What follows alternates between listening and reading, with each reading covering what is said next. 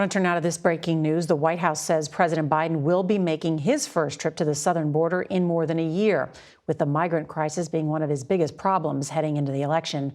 And former President Donald Trump is heading to the border on the very same day, this Thursday. CBS's Ed O'Keefe reports tonight from the battleground state of Michigan ahead of tomorrow's primary.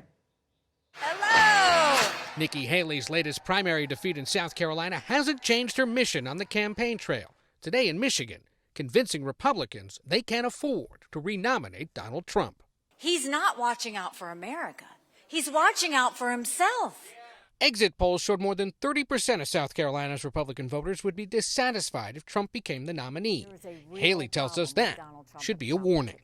When you look back at results from over the weekend in South Carolina, what is your big takeaway? Donald Trump did not get 40% of the vote. And that's the same thing that happened in Iowa. That's the same thing that happened in New Hampshire. And that should be a red flag for Republicans everywhere. Haley also blasted Trump's takeover of the Republican National Committee. Chairwoman Ronna McDaniel announced she's stepping down, forced out by the former president, to make way for Trump's daughter-in-law and another ally to lead the party.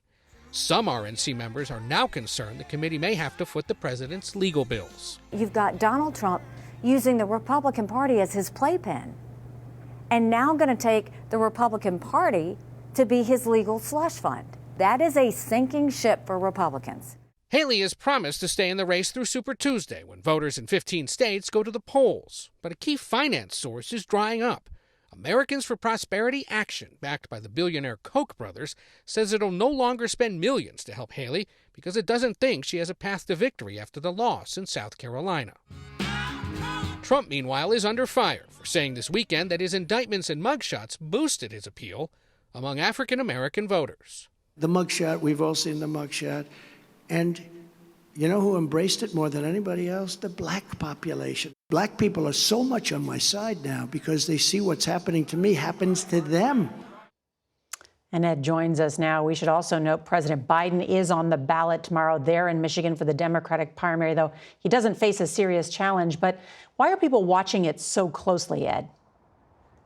Yeah, there is concern in the Biden campaign tonight about the level of anger among the large Arab and Muslim American populations in this state over the president's stance on the Israel-Hamas war. Progressives are urging Democrats on Tuesday to vote uncommitted, a version of none of the above, instead of for the president to register opposition to his war stance. The Biden campaign acknowledges the criticism. It says any vote against the president in this battleground state this fall could return Donald Trump to the White House.